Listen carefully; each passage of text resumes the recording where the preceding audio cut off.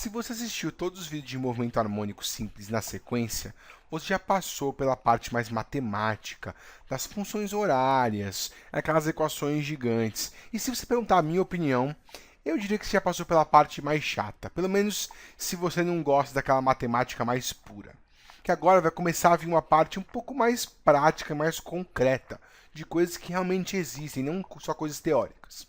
A primeira coisa dessa parte mais prática é o que é esse oscilador massa-mola.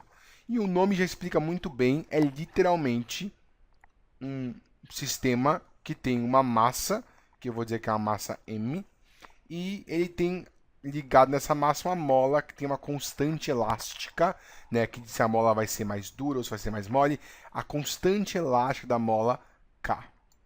E como é que funciona esse oscilador massa-mola? Bom, é literalmente você pegar esse bloco, essa massa, esse objeto, e tirar um pouco da posição de equilíbrio. Porque do jeito que eu desenhei aqui esse primeiro desenho, vou chamar aqui de zero, que é o equilíbrio, é como se a mola estivesse relaxada. Então ela não está fazendo nenhuma força no bloco, nem para levar o bloco para a direita nem para a esquerda. Ela está relaxadinha. E o bloco está parado. Se eu pegar a minha mãozinha e puxar o bloco um pouco para a direita, como a mola está ligada no bloco, a mola vai junto. E aí eu vou ter a situação aqui, ó. Aqui mantém o equilíbrio, só que agora eu puxei ela para depois do equilíbrio, o que vai resultar na mola querer que ela volte para o equilíbrio. A mola vai fazer uma força elástica que vai puxar ele de volta para o zero. O problema é que ele, por causa da inércia, quando ele for puxado, ele vai acabar passando do equilíbrio e chegando num outro ponto, que é depois, um outro ponto do outro lado, e aí nesse momento a mola vai querer que ele volte para o equilíbrio. Só que por causa da inércia, ele vai passar do ponto e vai de novo para um outro máximo. Aí vai passar do meio e vai de novo para outro máximo. Ou seja, ele vai ficar em movimento harmônico simples. Ele vai ficar indo de um máximo. Aliás, eu vou chamar isso aqui de amplitude. Olha que lindo. Que é o máximo de um lado. E esse aqui, já que eu botei A ali, eu vou chamar ele de menos A. Que é o do lado esquerdo. Enfim, isso é só pura por convenção. Mas é isso. Toda vez que a mola ou que o bloco passa do equilíbrio, a mola já começa a querer que ele volte. Só que ele vai desacelerando, aí ele vai chegando no máximo e volta, e vai voltando para o meio. Aí ele passa do meio por causa da inércia. Aí a mola começa a querer que ele volte, aí ele passa, chega num ponto máximo e volta. E ele fica isso para sempre, contanto que seja sem atrito, né? Por isso que eu botei sem atrito, porque se for com atrito ele vai amortecendo aos poucos, vai perdendo energia e ele vai parar no meio alguma hora. Mas se for sem atrito, ele sempre vai acabar passando do ponto e vai ficar fazendo um momento harmônico simples. Então é assim que funciona o oscilador massa-mola. O que eu tenho que saber sobre esse oscilador? Não sei. Essa é uma boa pergunta. E o que você tem que saber é calcular o período ou a frequência, se calcular você acha o outro, mas o período ou a frequência desse oscilador. Como é que eu descubro isso a partir das informações que me dão sobre o oscilador massa-mola? Então, por exemplo, será que essa mola vai importar se for uma mola mais rígida, uma mola mais molinha? Será que a massa vai influenciar? Será que se eu puxar uma amplitude grande ou pequena, será que isso influencia? A equação para o período de um oscilador massa-mola é a seguinte: período t é igual a 2π vezes a raiz da massa sobre a constante elástica. Aí você pensa assim, mas como assim? Por quê? Da onde vem essa fórmula?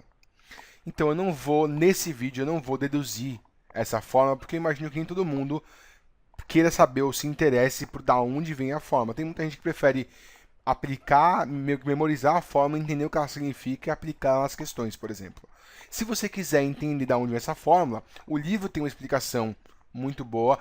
A explicação não é tão complicada, então pelo livro dá para você entender, mas se não, você pode assistir o vídeo que é opcional, que é de dedução dessa fórmula. Então você fica à vontade. Eu quero falar sobre ela, é uma coisa muito importante, que é a seguinte: a massa influencia no período, a constante elástica influencia no período, mas a amplitude não influencia no período. Em outras palavras, o que eu quero dizer é, não importa se eu puxar esse bloquinho 1 centímetro do equilíbrio ou 1 quilômetro do equilíbrio. Isso não vai fazer com que ele faça mais oscilações por segundo, ou demore mais tempo ou menos tempo.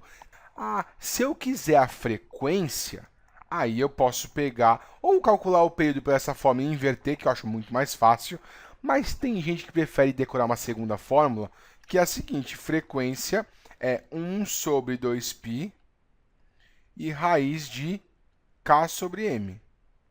Se você preferir decorar uma segunda fórmula, eu acho que não vale a pena. Eu acho muito melhor você calcular o período por essa fórmula, e se a questão pedir frequência, você faz o inverso do período. Pode ser que a questão peça, por exemplo, a velocidade ou a frequência angular, e isso é aquele ômega.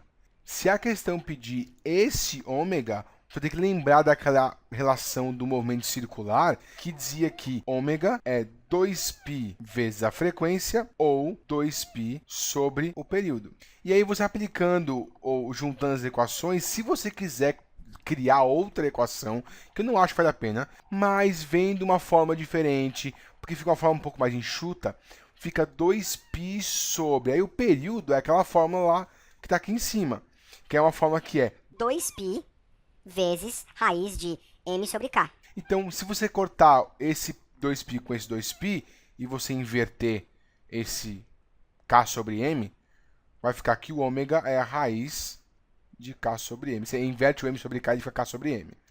Então, se você quiser essa fórmula para quando ele perguntar qual é a frequência angular e você quer saber direto, tá aqui. Eu não aconselho decorar um monte de fórmula. Eu aconselho que você saiba a relação entre ômega e período ou e frequência, lembrar que frequência é inversa de período e lembrar de uma fórmula que é essa aqui do período. E lembrar que ele não depende da amplitude.